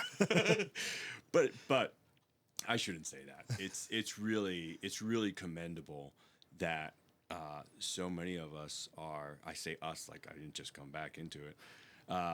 So many are sticking around to really pass on what we've learned and make sure those vital lessons don't get lost, especially as our nation goes through this rhythm, right? There's conflicts, there's wars, and then there's time in between. Yep. And that time in between, when you're not exercising your skills, to the utmost, you need those old guys around to bring reality to it. Yep. And say, listen, we're all about training, we're all about having a good time, but somebody needs to slap some reality on this and keep it real. Yeah. Right? Yeah. Yeah, I think in the downtimes you need to be able to relax, but there's always training that needs to get done. Right. Relax when it's time to relax. Yes. Train when it's time to train. Yeah. Right. Yeah. What do they always say? Yeah. Earn your weekend. That's right. Like, that's right. That's right. And it's, when I first came into the EOD community, I think there was like 400 of us. Yeah. Right. And so, beer under the tree on Friday, those kind of things were real. Yeah. It's like that stuff happened. And as the force has grown, which it needs to and it should, with the logistics of the size of the force, some of those things change. Right. And it's unfortunate, but they have to change. Yeah. And but you can do what you can to keep that atmosphere, to keep that camaraderie, to keep that connection, and make sure the new guys understand, listen, we got to do things differently, but let's not lose the spirit of who we are. Yeah, exactly. And that's why the N-South Gala was just fantastic. It was super. Yeah. That was a great time. Yeah. Yeah. I've last year was the first time I went to it, and after you go to it and then you realize, I could have gone to this several years before, and you're like, oh man. It is a good time. Yeah. I really enjoy it. Yeah. Admiral Morneau and everybody just really, who's the current admiral? Oh my gosh, I'm horrible. Andros. Admiral Andros. Mm-hmm. I was really, and this sounds so, I don't know, it sounds so ridiculous, the sound of it, say of an admiral, really proud. Yeah. Of Admiral Andros and his speaking about family. Yeah. It cannot be understated how incredibly difficult a career field this is for families. Mm-hmm. And a lot of them kind of get dashed on the rocks. Those that survive do not survive without scars.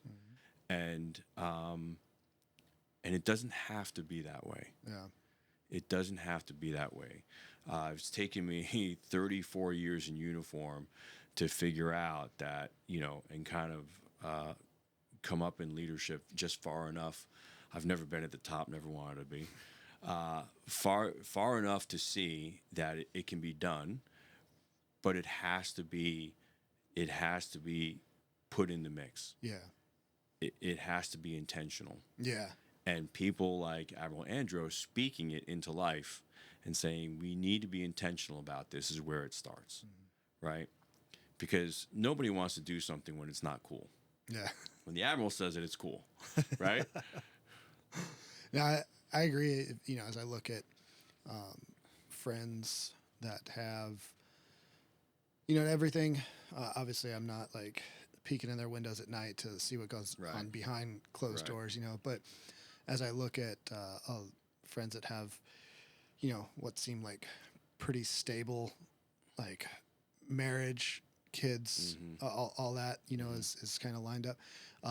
When I think about them, they are very intentional, and that is a priority that they have set out, right? And it becomes significantly harder to have stability if it's not a priority for that specific thing, to either have a good marriage, a strong marriage, whatever.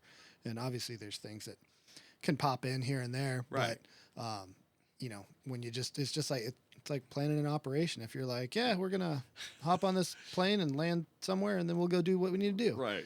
That's my plan. Right. Exactly. There's a lot of places where that can fall apart. Yes. If you've actually like made it an intentional thing, then there's still places that it can fall apart, but at least you've tried to identify lefts and rights. Yes. And, listen, we all know plan A is the throwaway plan. Yeah, exactly. Okay? Exactly. So going to Iraq. So you went from the schoolhouse to Mobile Unit 6, right? Yes. And then deployed to Iraq out of there? Yeah, no, back to, I think was that Mobile Unit 2? I was at Mobile Unit 2. Back Mobile to Unit Mobile 2. Unit 2. Oh, okay, gotcha. Yeah. So back to Mobile Unit 2, and I am just elated because I've I've beat the odds. Yeah. You know, I've stayed full duty, and I'm ready to lead a team. I mean, that's the pinnacle for, you know, every chief, right? Yeah. Is to lead a team, and so I had no idea how long a NSW workup is. Yeah. That's a kick in the shorts. It's actually 2 workups. Yeah, it's actually 2 workups. That's But yeah, again, what an amazing experience, and challenging and long, and that's even before you get to Iraq, right? Yeah. That's even before you get on deployment. The personalities, the 2 communities, Yeah. right? And then of course my brother's a SEAL, so yeah, there's that. Yeah. And no pressure, Right. no pressure, but just I say no pressure, lots of pressure put on by myself, Yeah. perceived by many others. I'm sure it was probably not as much as I perceived it was, but you know, there's a lot of pressure there. You're taking a team of young guys. My lieutenant was fresh. Yeah. Yeah. Lieutenant Encarnacion. I can't even pronounce it anymore. Great guy.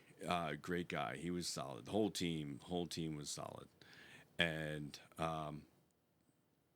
yeah, there's just so many aspects to it.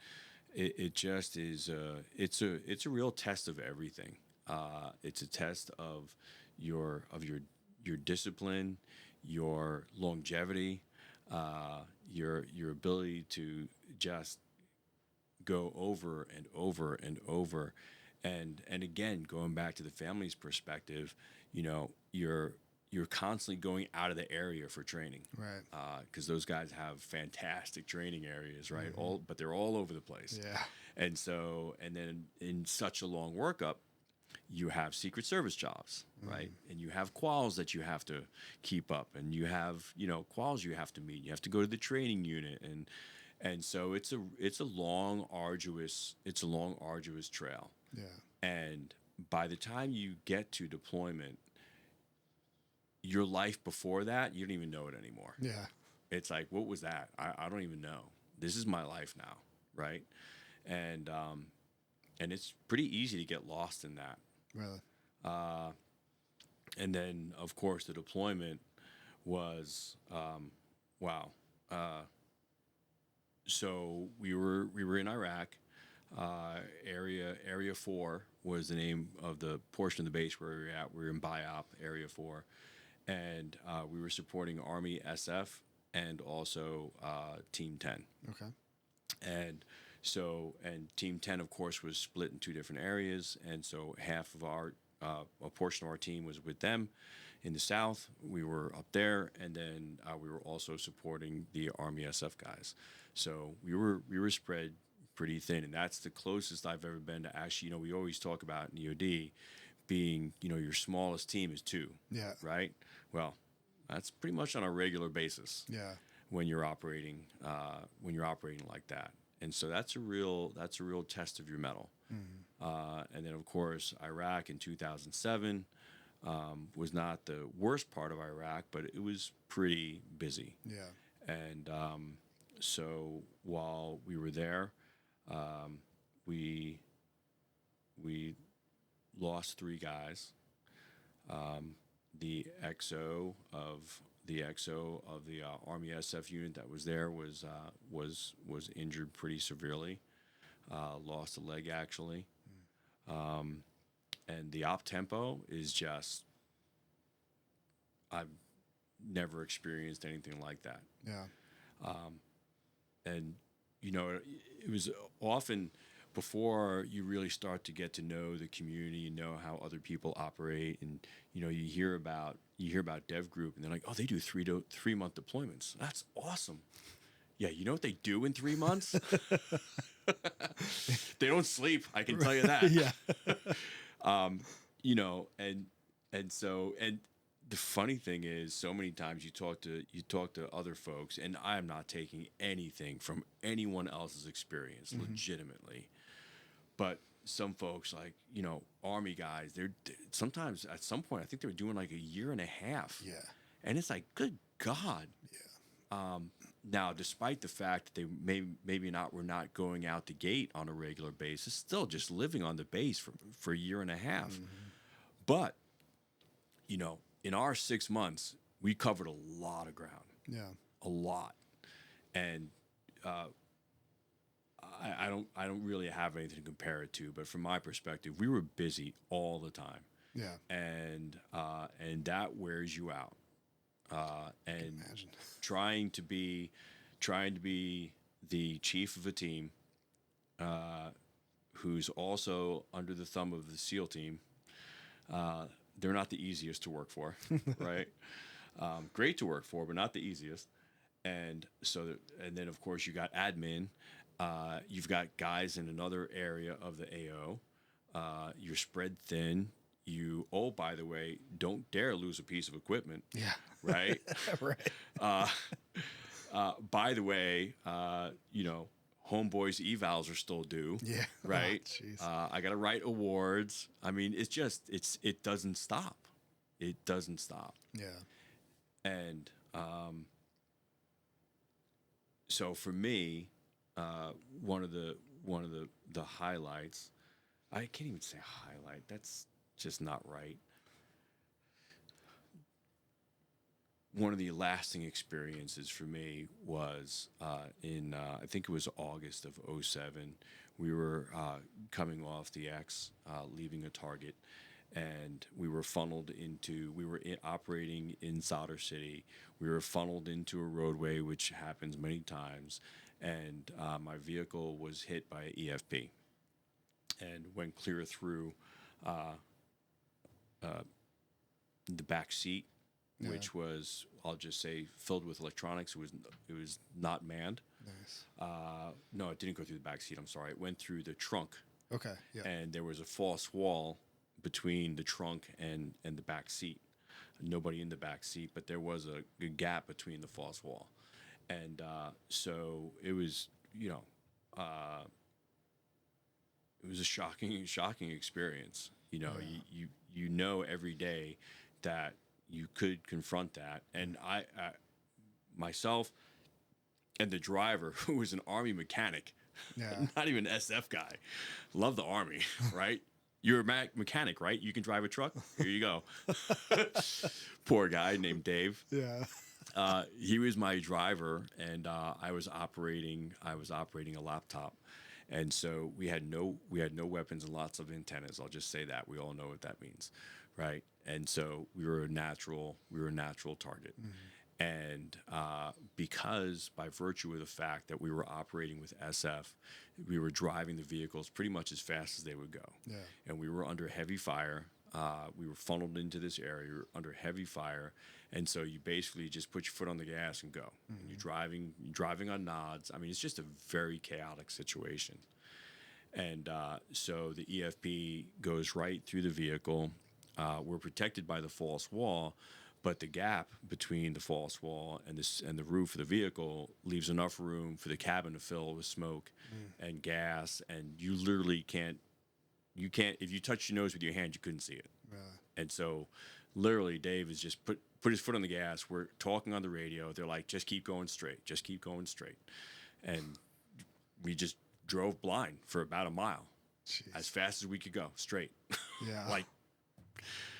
And so that's an experience in itself that doesn't leave you, and not to make light of it in any way, shape, or form, but we all know that our sense of humor is pretty sick. Yeah. And so I'll share my thoughts at the time, and again, I don't want to offend anybody, but legitimately, this is what was going through my head. I was focused on the laptop. We got in the vehicle. We have no guns, no windows to shoot out of. That's not our mission. Yeah. So we're just focused on that. So at the beginning of every mission, I would take a water bottle frozen and put it in the visor. And by the time we got back in the trucks and we're headed home, it would be thawed out just enough to have an ice cold drink of water, right? So I get in, I'm doing my thing. I take the cap off, take a sip, put the cap back on like one turn, put it between my legs, and I'm doing my thing. Well, EFP goes through the vehicle, and I don't care how cool you are, you're gonna clench up. Yeah. I clenched up, right? And so the top pops off the bottle, and my legs are wet. And like I said, you can put your hand on your nose, you can't see it. Yeah. And so my first thoughts are, oh my God, I've either lost my legs or I've pissed myself. Yeah. And Lord, I think I actually hope I lost my legs because I don't want to tell anybody I pissed myself. Yeah. Right? And for anyone that's injured, I don't mean that in a disrespectful way, but legitimately, that was going through my mind. I said, Dave, are you okay? And all I heard was, yeah, I'm okay. And like, okay, let's carry on. Yeah. But for that nanosecond, you know, it's like you're doing the whole check yourself, like, okay, they're still there. I'm still talking. And, but anyway, that's an example of our dark humor, which gets no better when you become a cop, I can tell you. I can imagine. I can imagine. Yeah. I think there's, well, one, I don't think anybody listening to this would take any offense to that, but anybody that would hasn't either trained in a field that where the consequences of almost everything you do could, even in training, be serious injury or death. Yes. And I think one of the only ways we get through some of those things is to have those kind of thoughts, and then probably get, even if we did pee ourselves, have somebody be like, throw some water on me. Yeah. That is 100% where we go. Yes. Yes. I mean, who wants to be that guy, right? I mean, we all see ourselves as 10 foot tall and bulletproof, right? The ultimate warrior, 300. That's me, right? You know, so it's difficult when you come face to face with humanity. Yeah. And yeah. So that's it. That's my Iraq story. Yeah. And you know, I am very, very blessed to have been in the company of the men that I was in the company of. I'm proud to have been there and served alongside them. I'm blessed to be here, and it is not lost on me for a second of all of the sacrifices that have been made, and so. Yeah. So after that, it was about around time to transition out. You took a couple years after you got out before you became a cop, right? Yeah. 1 year? Yeah, okay. Literally one. So not nearly as much Hated as I was every minute of it. Transitioning out, how was the process for you? And then why so quickly did you go back into something that was... So my transition out of the Navy was quicker than I expected, and circumstances that were unexpected for me, and I'll just leave it at that. And I've just piqued everybody's curiosity. Come have a beer with me, I'll tell you. Yeah. Not horrible. I mean, I had a 26-year Navy career. I mean, that's not bad. Right. Had an amazing retirement thanks to my wife and Mobile Unit 6. And I'll just say, for anyone that was there or participated, thank you. That was an amazing thing. So my transition out of the Navy, but it was rather quicker than I expected. And our sons were still our youngest son was still in high school. Our oldest was just beginning college, and we weren't ready to. I had no idea what the heck I was going to do next. Yeah. I mean, like most of us, right? I mean, especially if you spend 26 years, you're institutionalized. You know, I told you earlier, my entire family, it's like if we weren't in uniform, we didn't know what to do. Yeah. So I didn't know what to do. But I needed a job. Being an EOD tech didn't make me rich. Usually it does. I don't know what happened. Right? So I needed a job, and I was blessed with a job right around the corner, actually, a company called AGI, which for anyone from Point One listening, the garage door that faces your office building, I worked there. I worked at AGI for a year. They're a sign company. And they said, we don't care if you know the first thing about making signs. We just want you to lead people. I'm like, well, shoot, that's easy. Yeah. Sign me up. And, oh, by the way, you'll be a salaried employee. And I had no idea what that meant. I spent my entire adult life in the Navy. I'm like, salary, that sounds good. Yeah. Yeah. That means you're working weekends and nights. Exactly. Right. And AGI is a great company, still is. I sound like a salesman for AGI now. Make a great product, but and I love the work, I love the people, but corporate America and Chris Rueger, that's a bad divorce. Yeah. Not a good matchup. And I was too fresh out of the Navy. I'm like, do you not know who I am? I'm Senior Chief Reudiger, right? I mean, it provided a paycheck, and it was a great phase of my life where I learned what I don't want to do. Yeah.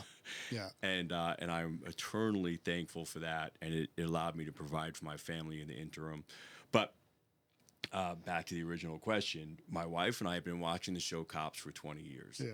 And one night I come home from AGI, Friday night, knowing I'm going back to work on Saturday. And so sit on the couch, eating our dinner, watching Cops, episode in Florida, and drinking my beer. And she says, hey, wouldn't it be great to be a cop in Florida? I'm like, yeah, that'd be awesome. Finish my beer, go to bed, because I got to go to work on Saturday. I'm a salaried employee now. So about 3 weeks later, I come home. I walk through the door, and we have a table by the door. You put your keys, your wallet, whatever. And there's a police academy application signed by me, a plane ticket, and my running shoes. Oh, that's awesome. And according to my wife, I was a miserable cuss. Every day of that year, I was just miserable. Yeah. Horrible. And she got sick of it. And so she called the police academy down there near where my grandparents live. And we're like, listen, I've been in the Navy 26 years, haven't been around my family. My mother lives up here. It's her parents. So my wife comes up with this scheme. We're all going to move to Florida. You can become a cop. Okay. That's awesome. So she's like, congratulations. They accepted your application. Here's your plane ticket. You're going down there in 1 month to take all of your entry tests. And by the way, you've gotten a little chubby. So there's your running shoes. Oh, that's great. Do you not love an EOD wife? Right. I mean, she's like, yeah, we're doing this. So we took our youngest to college. We dropped him off at Randolph-Macon up in Ashland, Virginia, and literally came back down to Virginia Beach. 3 days later, movers came, picked up all of our stuff, and we moved to Florida. Wow. And left our kids up here in Virginia. That's awesome. They're boys, and they're EOD raised. It's like, they'll be fine. Yeah. And they're both football players, so they have coaches. Nice. So they're fine. Yeah. So we moved to Florida, and I became a cop. That's awesome. Yeah. Do you think, after doing that for 8 years, do you think that's what you needed? Do you think there's any other way to because it seems like you enjoyed that. I immensely enjoyed it. And yes, I absolutely needed it. Not because there was nothing else I could have done. Right. But I needed a transition. 26 years is a long time in the Navy. And when your entire family is also, that's who you are. Yeah. And so the most police departments tend to be somewhat, militaristic, but not quite. Right. And so it kind of provides that. It provides a lot of the forms of the military without being completely military. And it was a great transition for me. My wife did it because she saw that as I refer to myself as a sheepdog, Lieutenant Colonel Grossman, thank you. As a sheepdog, I was miserable. Yeah. I was miserable. The transition was I won't say too quick because you know it's coming to some extent, but I didn't do enough preparation for it. Gotcha. Yeah. There were classes, and the military provides classes, and I did those, but I just was too ingrained, and didn't have enough time to really slow down. That's the big thing. Yeah. Is the op tempo for so long was so fast, and at some point you don't realize you're going 100 miles an hour, right? I mean, you just fall into it and you don't realize you're going that fast. And so now you get out and you really need time to gain perspective, but you keep going at 100 miles an hour because that's what you're used to. And so that year went by so quickly. I really gained no perspective. I just was feeding my family, doing what I had to do. And my wife saw, God bless her, that I was absolutely miserable. And she's like, I need to get him back into something sheepdog. Yeah. And where can you do that at the age of 45? Florida. Right. And so she did that for me. And that really was what I needed. And I would love to sit here and say that the next 8 years were just a bowl of cherries. And it was great. And it was fantastic for me. Yeah. It was not so good for my marriage. Yeah. But we sit here today together. We came through it. And I would honestly say that my 8 years in law enforcement was a huge part responsible for that, giving me the slower pace to transition and get perspective. Unfortunately, it took all 8 years to get full perspective. So sometimes we're slow learners, you know. I'm not the sharpest tool in the shed. That provides a perfect segue into your podcast, actually, and where you what you started. So, Sheepdog Marriage 159. Yes. Right. First of all, what is 159? 159 was my badge number. Okay. Right. I was right. I was putting some dots, but I didn't want to like. So in the law enforcement world, when you are assigned that badge number, your department will never reassign that badge number. Okay. That's yours forever. So nice. There's just next guy comes along, he's 160. Gotcha. And 161. Okay. So yeah, and so that's nice. Mine for life. At That's least from awesome. Stewart City of Stewart Police Department. Yeah. Shout out to you guys. So when did you decide to? I'll say when did, and then it kind of. It's the second part of the same question. Why did you decide to, start the podcast and start doing what you're doing with Sheepdog Marriage? All right, so hold on to your socks, folks. My wife and I, Tina, she's going to listen to this at some point, and she will absolutely agree with me. We are absolutely transparent, probably to a fault in our podcast. Yeah. So anything that I say right now has been screened by my wife. We agree. And we've told the story before. So I just want to preface it with that. And honey, I love you. She's awesome. So yeah, I'm sorry. The question again? When did you come up with, wanting to do it, and then why? Oh, the Sheepdog Marriage. Yeah. Yes. Okay. So the first 4 years of our 8 years down in Florida were, again, going back to, and this all will wind together. Neither of us came from financially savvy families, my wife and I, and the Navy did not make us rich. Yeah. So we moved to Florida on a dime and a hope, and a pension check that was got us by. So the first 4 years was me becoming a cop, learning how to be a cop. She got a job, getting settled. We moved once or twice in Florida because the police academy where I ultimately worked. So first 4 years were just logistically getting settled. And right about that time is when the kind of volcano popped. And Gotcha. the years at that point would have been 28 years of going 100 miles an hour and tucking things under the rug and feeding my sheepdog spirit kind of blew up. Yeah. And we didn't. Our kids were out of the house. We're empty nesters. We made the mistake. If my mom ever hears this, Mom, I'm sorry. We made the mistake of not allowing. We asked my mother to move into our house. And there was another party that we bought a big house for the purpose of giving mom a place to live. So all this family stuff was all culminating, and we had not slowed down long enough to really be us. Yeah. And we're just going. And at that point, things just culminated to a point where we almost divorced. Yeah. My wife, Tina, moved out of the house for about a month and a half, lived with a partner of mine and his wife. And she literally moved out of the house. And we were well on our way to being the next statistical divorce, whether it's from EOD or law enforcement, right? EOD, everyone's divorced, right? It just caught up to us later. But we were almost the next statistic. And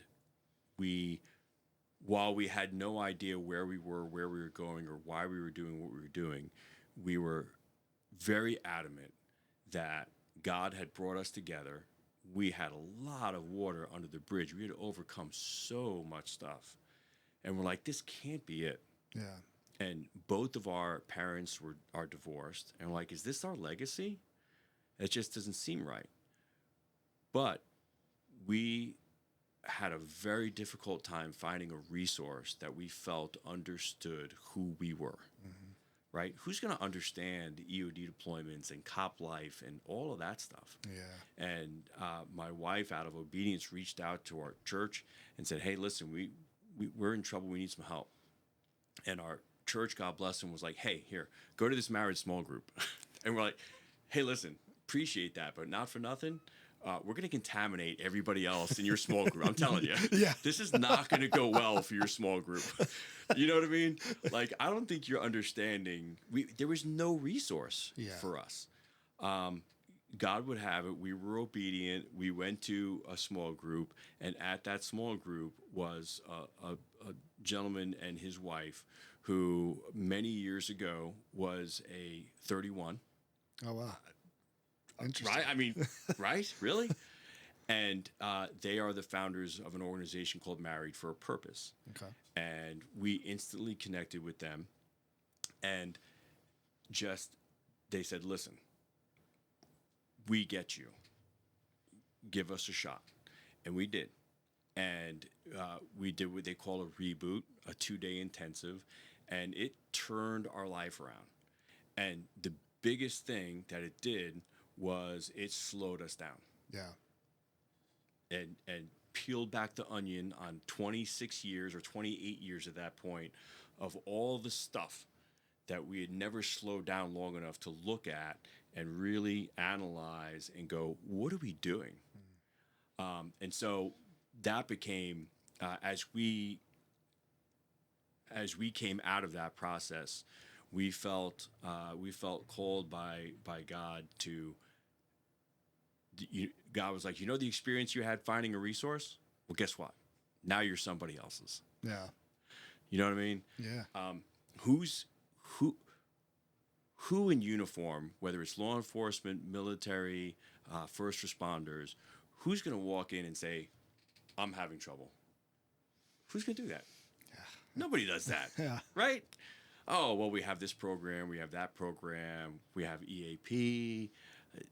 Nobody uses that. It's like the best hidden secret. Right. Right? I mean, nobody uses that because I'm not going to reveal myself to you. Mm-hmm. I'm a type A personality. I'm afraid it's gonna impact my job, right? I mean, and unfortunately, that's a common attitude, right? And so we were like, okay, that's why we're doing what we're doing, is so that people that serve in uniform can have some place to go that's not associated with their command or their job or their career field, and is talking to somebody that's walked the walk, walked in their shoes, and is not afraid to say, bro, I hear what you're telling me.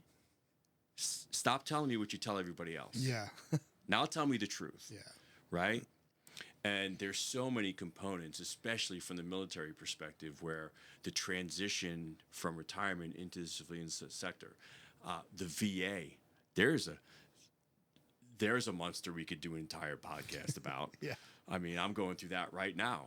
And it's like, yeah. So, we just want to be there to offer that to others and say, listen, we are very proudly married 32 years. There are moments in our marriage where if there was a video camera in my house, like I said, I'm very transparent. We both are. She agrees with this. There were times as a cop, my neighbor was a cop. Yeah. And I was afraid that the cops were going to knock on my door. Yeah. And that was going to be that. I mean, it was that bad. Yeah. Never laid a hand on my wife, but from standing outside our house, you wouldn't have known. Yeah. Right? From the way it sounded. And that it breaks my heart to say that. And people, sheepdogs that are willing to give so much for their country, their community, their neighbors, should not have to suffer in silence. Yeah. They should have a place to go that understands and is able to provide resources. And by resources, I mean, we actually, as we encounter psychologists, financial people that get us and understand us, we vet them and we're like, yeah, I would recommend this person to somebody, right? So, hey, bro, you're having a problem with your finances? Okay, call this guy. He'll help you out. Yeah. Right? Having a problem with your VA claim? Call this guy. He'll help you out. Right? And just like this, getting people to talk about it is the first step. Yeah, absolutely. Yeah, and it's not just the podcast, right? So you have the podcast where you talk to other military and law enforcement, but then you have some different things that you do with it, right? Yes, we are actually certified. This sounds so crazy for all you EOD guys out there. Like, wait, what? Yes, we are married for a purpose, certified marriage coaches. Try that one on. Right. But yes, we are certified coaches, and we do provide tools. We use something called SYMBIS, Save Your Marriage Before It Starts. I hate that name. They say Save Your Marriage Before It Starts. We did it, Tina and I did it at the 28-year mark, and we learned a lot. Yeah. So SYMBIS is a tool that we use. A marriage reboot is a tool that we use. There's a whole community of through Married for a Purpose. There's a whole community of people that every Monday night get on Zoom and they just talk. Nice. And they don't. It's not this whole. It's not what it sounds. It's not what it sounds like. Yeah. You just got to come check it out. But it's people actually uplifting one another and talking about the things that they're using in their home. How are they doing it? How's it going for you? This worked. This didn't work. Yeah. Just supportive in a way that. And they're not all first responders and military, but they're all part of the Married for a Purpose community. And let me tell you, from a cop's perspective, we don't own the lot on bad marriages. Yeah. Let me tell you. Our circumstances are very different, and they're very profound, but we surely do not own the worst of it. Yeah. Yeah. Yeah. I like that you're doing that, and what, when we got introduced and learned about your podcast and that, because it is one of those things where it's very easy to make an excuse on why you're not going to do something, or involving your marriage or your family or whatever. Because it's I think especially as men, it is. It's very easy, and so I was just talking to this not too long ago, a couple weeks ago, and one of the things, it took a little bit for a reason that you're talking about, right? Right. Even though she works for, the strike program, and lots of guys go and talk to her, there's still a little bit of trepidation at first, It takes time to build trust. It does. It really does. Yeah. And listen, we never ever put down any other coaches, any other counseling. But if we're being honest, we did counseling for like 20 years off and on through the Navy Family Service Center. And we would go into counseling and we would air our grievances for the week, and then we get back in the car and fight on the way home. Yeah. Right? Yeah. And then come back next week and do it again. Yeah. And if we're being honest, there were probably times when that probably saved our marriage from hitting the rocks Yeah. officially, right? But it was all very problem focused. Yeah. And what we do is purpose focus. And what do we, I hear you, we're going to talk through it. Now, what are we doing? Right. What are we doing differently? What plan do we have? What tools do we have in our pocket to change this behavior, to change this communication problem, to change our finances, to change our intimacy, to change our spirituality, all of that thing, our nutrition, our fitness. It's definitely holistic. Yeah. And, yeah, so we just, our experience with coaching was vastly different. Yeah. And it's really a challenge, and but it's well worth it. And what I would say is, for everybody listening, for all the warriors out there, how hard have you worked to keep this nation, to keep your community safe and free? And I'm not going to get into politics on your podcast, but let's be real. There is certainly an argument for things going on in our nation today that are not conducive to long-lasting freedom. Yeah. And as a cop, one of my experiences as a cop was going into homes, and I can tell you within 5 minutes where the if you peel back the onion, where the original problem is. Yeah. And it's a broken home, broken marriage, broken home. And so we firmly believe, we asked God when we came through this, like, Lord, because as a cop, I'd see people on the bridges with their signs. This was during the whole chaotic political, thing. And we're like, what can we actually do to bring change to our community? Like permanent change, like sustainable change.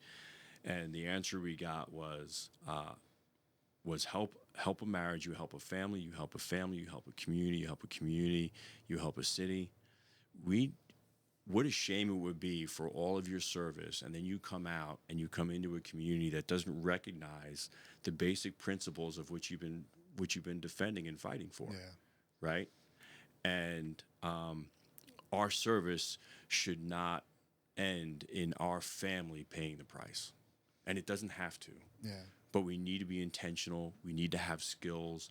And one last thing I'll throw in there. Listen, as leaders, I've been there, and it's so difficult. Mission first, family always. I get that.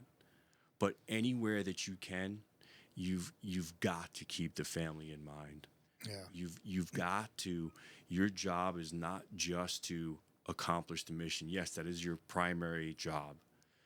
But anywhere that you can accomplish the mission and at the same time promote family and help your people to be intentional, right? Like the guy that's doing his 8th back-to-back deployment. Listen, there's somebody else out there. Yeah. You know what I'm saying? Yeah. Right? Yep. Yeah, you're going to be the MacGyver of EOD techs when you retire. Your family's also going to be in a shambles, right? And it doesn't have to be. Right. So from a leadership perspective, and trust me, been there, done that. I know how difficult it is, but we all need to take a bite out of this apple and be intentional about making sure that what we're defending, that we don't lose sight of what we're defending. Right. Right. Yeah. So. No, I like it. I was just talking with a couple guys about. It's about. Oh man, I had it. My brain does this all the time. It's funny because years ago I would have said right now, it's not important. Right. But now I'm like, my brain dumps everything, whether it's important or not. Right. But no, I think it's good. I think that if there's a thing that you can do to stabilize yourself, and if you have a family, a lot of times the best thing that you can do is have work to make the family stable, right? And Well, I will tell this. I don't care. No. Oh, okay. So, Go ahead. So I'll tell this. So I won't get into everything, but years ago, and probably not that many years ago, I had a bunch of stuff going on with me, and it made me not care about some things at home. Mm-hmm. And basically I over years, essentially kind of what I would say is kind of turned essentially my wife off from me in certain aspects, right? And eventually, and this was the hard part, is when I finally realized kind of what was wrong, and some of it was things that I at that point couldn't control. You know, one thing I'll say for anybody coming into any type of these communities right off the bat is it's going to be impossible, but as much as possible, try to manage the stress at the beginning, because years and years, years of essentially insomnia, that changes what chemicals your body is supposed to produce in the levels that they're supposed to produce, and it causes problems. And so after a while, I figured out kind of how to start to get that under control, started bringing me back to a little bit more of who I was. And then I was like, why doesn't she return what I'm trying to give now, Right. And it took me a while to realize, well, you kind of trained her over the last couple years to just not care, because you didn't care for years, Right. And guess what, Mr. Type A personality? Exactly. And so then it was a process of, okay, well, I've got to figure out, like, I've got to keep making the efforts that I wasn't making for so many years, and hope that eventually she starts turning around, making those efforts back. Right. And, I won't lie. At first it was probably like a week of efforts, because, my attention span's short. And then I'd be like, what in the world? Like, I'm over this. I don't care anymore. And I'm like, no, dude, this is your fault. You have to care.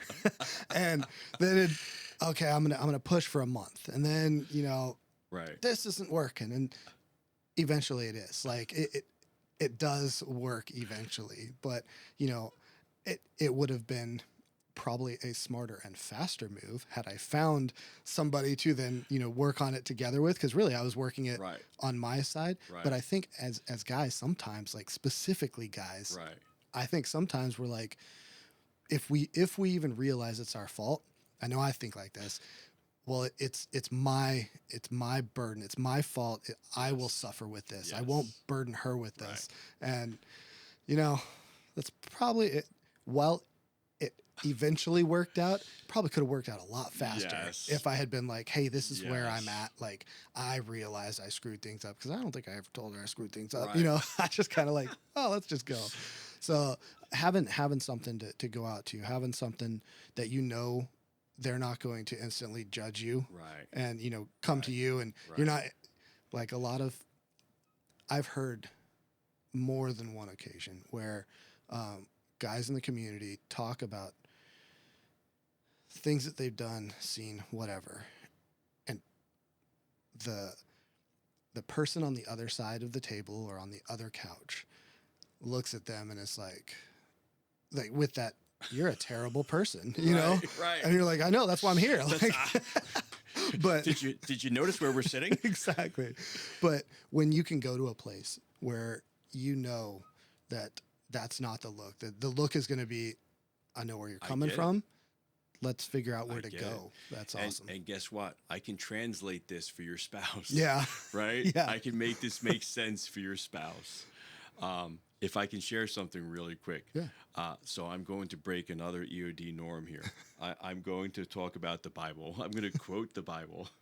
Not quote it, but directly. But So listen, Genesis 2, second book of the Bible. It says that God made woman as a fit helper for man. Yeah. That means that she is a fit helper for you. If you understand English, those words, she is a fit helper for you. She has strengths you don't recognize. And let me not be chauvinistic here. This goes both ways because Right. there's female EOD techs out there, female first responders, right? You are fit for one another. Mm-hmm. They're going to adapt to you. They're going to adjust to you. And another very poignant lesson that I learned probably a year and a half ago, the guy that's been a marriage coach for 4 years. So we were at a retreat for law enforcement couples, and we were talking about PTSD, and my incident in Iraq came up. I shared my story, and the part I didn't share earlier was that I didn't tell my wife. Yeah. At the end of that mission, grabbed the phone, called her, and just had a conversation. Hey, baby, how you doing? Great. How are you? Good. How's your day? Fine. Didn't tell her. Yeah. Didn't tell her a single thing because I'm like, she doesn't need to know. Yeah. Came home a couple months later, and probably even a month after that I got home, I told her. She was pissed. Pissed. Yeah. I mean, it was an issue for us. Really? She was like, how dare you? How dare you assume I'm not capable of handling that? I've been married to you for how long? And I'm not saying that this is the way every couple should handle it. Right. But what I'm saying is we so often underestimate our spouse. Yeah. And their abilities and their thoughts and their heart, right? God made them a fit helper for you. That's something that, again, none of us are bad. I won't even say but. None of us are bad. However, we're all going at 100 miles an hour. Yeah. And when was the last time you truly slowed down and you took the week off after deployment and you went to Disney? Great. Yeah. When was the last time you really sat down on a regular basis and connected with your spouse, heart, mind, and soul, and said, let's talk? Yeah. Then A lot of times there's not a good answer. There isn't. There isn't. And there's no shame in that. I'm not here to shame anybody.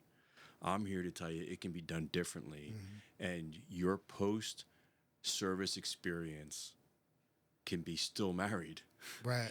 And it can be great. Yeah. And it can be legacy. And one of the things that I've seen over the years is that some of the craziest family dynamics are military, cops, pastors.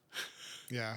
All forms of sheepdog that are pouring into everybody else, saving everybody else, and not getting it right within their own four walls. Mm-hmm. And that's not a judgment. That's not a shame. That's just a fact. That's an observation. Yeah. And we can change that. We have the ability to change that as a community, talking about it, making resources available, resources that you'll actually use. Right. Right. So anyway, that's it. No, I appreciate you coming on and, talking about your time at EOD, and then also that, you found something that is a way for you to give back, but that can help, families and provide services for them. Right, So I appreciate that. I appreciate you sharing. They deserve that. Our community deserves that. Our nation deserves that. Getting back to some basics, and it all begins within our four walls. Yeah. Get it right there, and the overabundance of that flows out to everybody else. I love it. Bring a little peace to this crazy world. Yeah, right. We need it. We need it. Yes. All right. Well, I appreciate it very much. Thank you so much. And again, I can't say enough how awesome it is, this project, what you're doing, the time that you're putting into it. And folks, I'm going to take a shameless plug here. This show doesn't happen for free. I'm just saying. So please come, be interviewed, speak, donate, support. We all benefit from it. So thanks for the opportunity. It's great to be here. Yeah. Well, thank you very much. All right.